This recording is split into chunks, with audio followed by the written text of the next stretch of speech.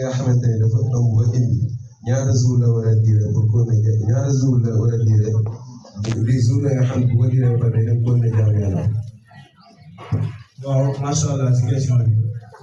maanaam jigéen koo xam ne dafa gis deret bi naan deret du nifaas nag bu ñu ko waxee mooy jigéen buy wasi moo xam ne jigéen moom buy wasi day am deret yu génn si moom léegi deret jooju nag moom la ñuy tuddee nifaas deret jooju jigéen ñi tamit dañu baaxoo bu nekk ay ñu koy gis bu fekkee yow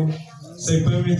doom ba ngi am doom man gis nga deret ju tolloo 10 jours boo ko gis léegi yow gis nga ko 10 jours deret ji nekk na